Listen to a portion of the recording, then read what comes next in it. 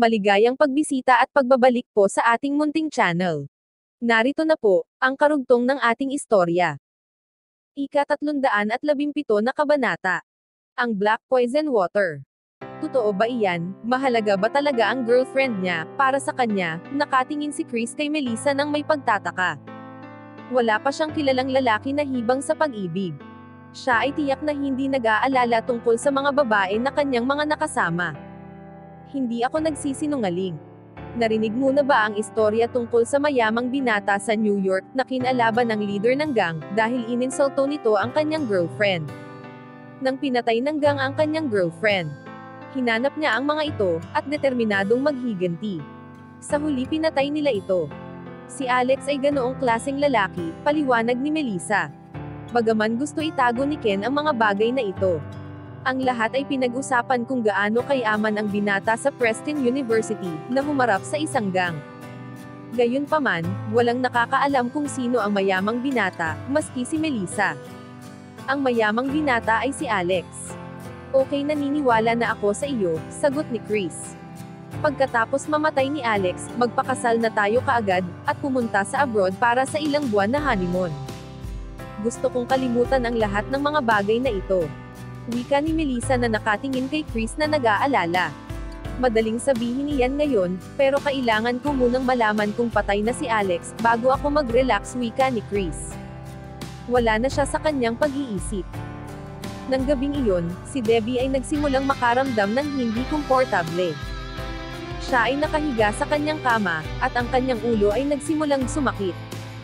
Siya ay nahihilo at nalilito. Iniisip ng Moon Girls na ito ay napagod lang, kaya hindi na nila sinabi kay Alex. Kinabukasan ng lumala ang kondisyon ni Debbie, saka lang nila napagtanto na may kakaibang seryosong nangyayari dito, at ipinaalam nila kay Alex.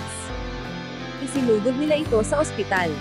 Pagkatapos ng examination, tinanong ni Alex ang doktor. Doktor, kamusta siya? Nakakain siya ng matapang na lason.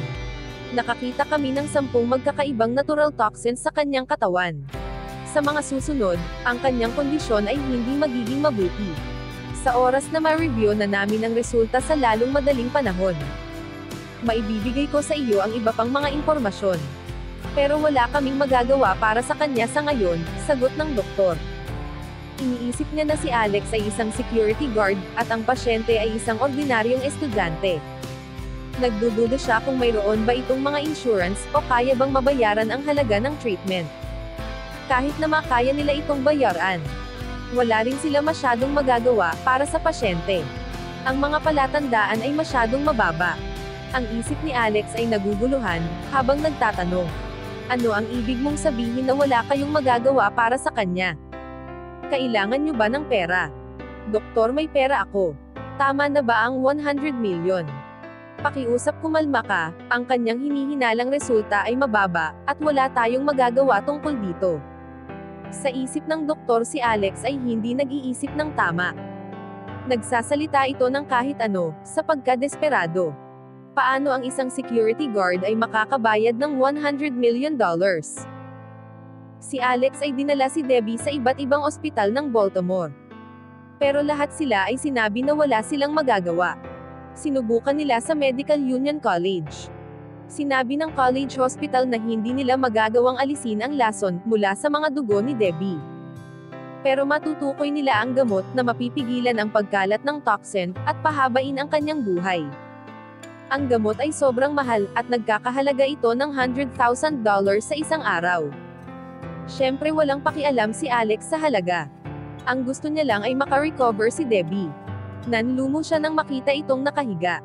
Si Alex ay ipinaalam sa Clifton family ang tungkol sa kalagayan na kondisyon ni Debbie.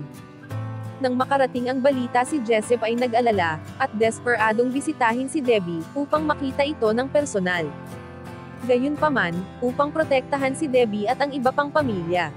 Alam niya na hindi niya pwedeng sabihin ang kanyang relasyon.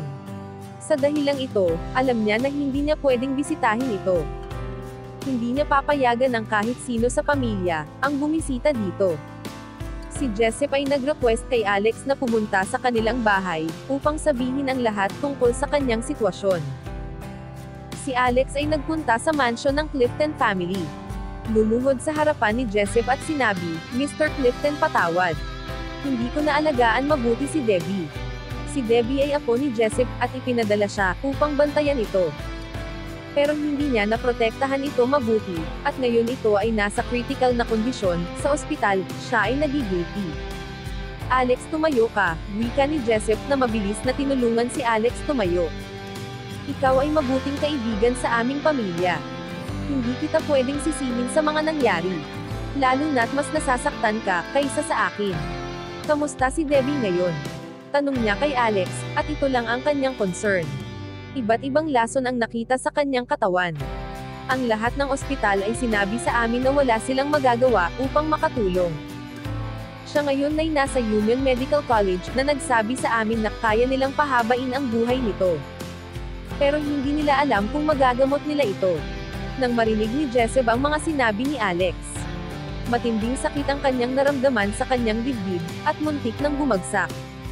Sa kabutihang palad na salusya ni Rufus. "Papa, okay ka lang ba?" isang tanong ni Rufus. Nang makita niya na medyo naka-recover ito ng kaunti, inilabas niya ang kanyang cellphone.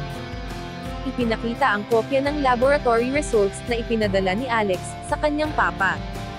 Kinuha ni Jessup at binasa ang mga lason na nakilala sa dugo ni Debbie. Nang makita niya ang lista ng mga lason, si Jessup ay napahinto. "Ito ay black poison water." "Ano?" tanong ni Alex. "Mr. Clifton, sinasabi niyo ba na si Debbie ay nabigyan ng black poison water?" Tumango si Jessup. "Na mukhang mapanglaw. Mabibili ito sa dark web. At narinig ko na ibinebenta ito ng mga street gangster. Ito ay mataas na klaseng pinaghalo-halong lason, na mula sa ahas, at mga damo na matatagpuan sa ilang libong maliliit na isla ng Indonesia, na inihalo sa makabagong lason na gawa ng tao. Sa kasalukuyan wala pang lunas dito, sa kahit saang bansa." "Walang lunas," ang salita ni Jessup ay parang bomba na sasabog sa puso ni Alex. Ang lahat ng kanyang pag-asa ay nawala. Si Jessup ay hinawakan ang kanyang sumasakit na dibdib, at tumulo ang luha sa mga mata. Nagtanong ito, "Alex, ano ang nangyari? Bakit, paano nalason si Debbie?" Ito ang unang pagkakataon na nag-isip mabuti si Alex tungkol sa kung paano ito nangyari. At bigla niyang naalala na hinikayat ni Melissa na kumain ng soup si Debbie sa sports ground. Naalala niya ang pag-iisip ng sandaling iyon, na si Melissa ay medyo kakaiba ang mga ikinikilos. Si Melissa ay madalas na bumisita sa kanya at kay Debbie araw-araw, pero napagtanto niya na hindi na niya ito nakikita, simula nang malason si Debbie. Baka siya ang may gawa. Ipinikit niya ang mga mata, at inisip muli ito. Inisip niya kung paano naging kakatwa ang mga ikinilos nito. Alam niya na ito ang may gawa. Pagkatapos ay naalala niya na, ibinigay nito ang isang mangkok ng sabaw sa kanya. Baka ito ay nagkapalit kaya ibinigay na lang niya kay Debbie. Alam niyang may lason, pero hindi alam kung nasaan. Natakot siya na kainin ito, kaya ibinigay na lang niya kay Debbie. "Dapat ako ang nakahiga sa ospital, hindi si Debbie. Siya ang responsable. Si Debbie ay nalason dahil sa akin. Kasalanan ko ito," miserable niyang wika. Siya ay lubos na nagsisisi, pero gusto ring maghiganti kay Melissa. Pagkatapos umalis sa mansion ng Clifton, si Alex ay bumalik sa ospital. Habang patungo, sinubukan niyang tawagan si Melissa ng ilang beses, pero hindi ito sumagot. Nakumpirma niya ang kanyang hinala. Nang makabalik na siya sa ospital, ang 4 namang girls ay isinama siya agad sa ward ni Debbie. Excited na sinabi ni Luna, "Mr. Alex, si Debbie ay nagising na, at gusto kanyang makita." Debbie, wika ni Alex habang papasok. Ito ay nakahiga pa rin sa kanyang kama. Ito ay sobrang namumutla. Ang mga mata ay halos nakapikit na, at ang boses nito ay mahina. Ito ay mga common na sintomas ng black water poison. Ang unti-unting pagkalat ng lason. Ang taong nalason ay mabilis na nanghihina. Sa katapusan ito ay makakaranas ng sobrang sakit na kamatayan. Hanggang dito na lang po muna. Maraming salamat po sa pakikinig. Pwede po bang humingi ng subscribe bilang pagsuporta sa ating munting channel? Hanggang sa susunod po muli. Stay safe and God bless.